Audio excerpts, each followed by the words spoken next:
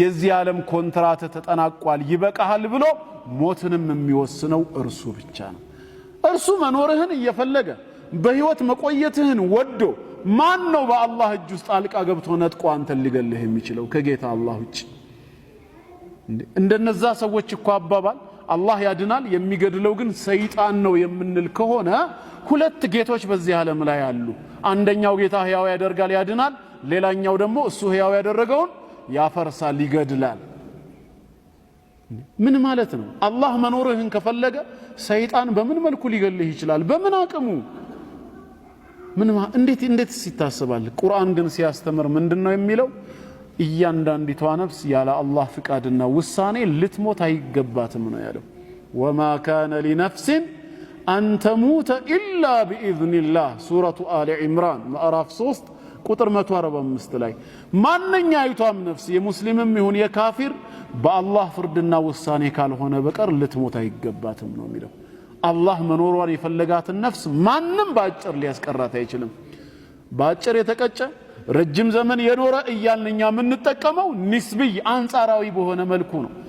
አብዛኛው ማጆሪቲ እድሜ 70 እና 80 ዓመት ብለን ስናይ ድንገት ያንን ጥሶ 90 እና 100 የገባ ሰው ስናይ አይበቃውም እንዴ እንላለን። ረጅም ኖሯል። አንዳንዱ በ20 በ30 ሲቀጭ ደግሞ ባጭር የተቀጨ እንላለን። ባጭር ነው የሚለው ከምን አንጻር ነው? ከዛ በላይ ከሚኖሩት አስተያይተን እንጂ ማንኛይቷም ነፍስ በ5 ዓመቱም የሞተ ይሁን በ105 ዓመት የሞተ ያለ ፕሮግራም አልሞተም። ያለ ፕሮግራም እንዳልተፈጠረው ሁላ ኢላ ቢኢዝኒላህ በኔ ፍርድና ውሳኔ ካልሆነ በቀር ማንኛይቷም ነፍስ ልትሞት አይገባትም። መቼ ነው የምትሞተው የሚለውን ደግሞ ማወቅ ከፈለጋችሁ ኪታበን ሙአጀላ ቀድሞ የተጻፈ የተወሰነ ጉዳይ ነው። የምንሞተው በጌታ አላህ ውሳኔ ነው። ከመሞታችን ጋር ተያይዘው የሚጠቀሱ ሰበቦችስ ከተባለ እነሱ ገዳዮቻችን አይደሉም። አላህ ሞታችንን ሲወስነው ከዛ ከሰበብ ጋር ስላገናኘው እንጂ ያ ሰበብ ራሱ በእኛ ህይወት ላይ ተሾሞብን ህይወትን የሚቀጥፍ ሆኖ አይደለም። እከሌ ምን ሆኖ ሞተ? ተገደለ በመሳሪያ። እከሌስ በመኪና ተገጨ። እከሌስ ባህር ውስጥ ሰመጠ። እከሌስ ምን ሆነ? ታሞ ተሰቃይቶ ሞተ። እከሌስ በሳት አደጋ ቃጠለው።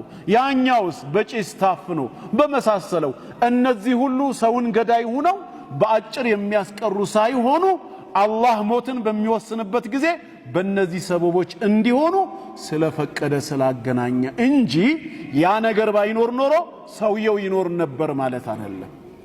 መጀመሪያውንም የተወሰነ ነው።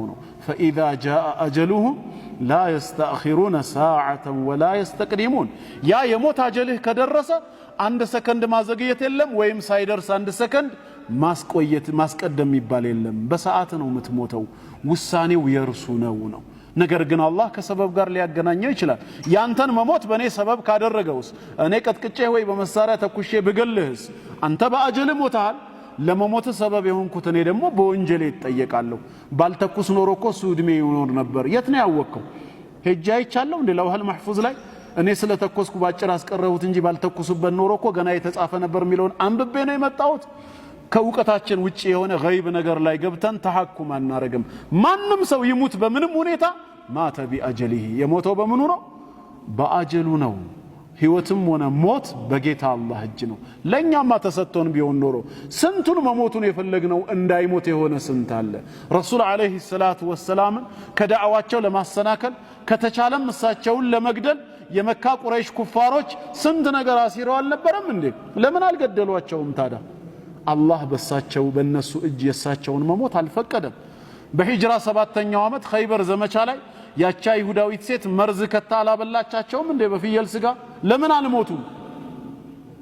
በመርዝ ነው የሞቱት ይላሉ። አልሞቱም። 7ኛው ዓመተ ሂጅራ ላይ ነው ይሄ ክስተት የተከሰተው። እሳቸው የሞቱት ግን 10ኛው ዓመተ ሂጅራ ካለቀ በኋላ ነው፣ ከ3 ዓመት በኋላ። እንደውም በዛ 3 ዓመት ውስጥ ስንት ድል ነው የተከሰተው ማለት ነው። ፈትሑ መካም ሌሎችም። የዛኔ አብሯቸው የበላው ሰሃባ ወዲያው ሞታል አልሞተም? ወዲያው ነው የሞተው። እሳቸውስ ለምን አልሞቱም? አላህ አልፈቀደም።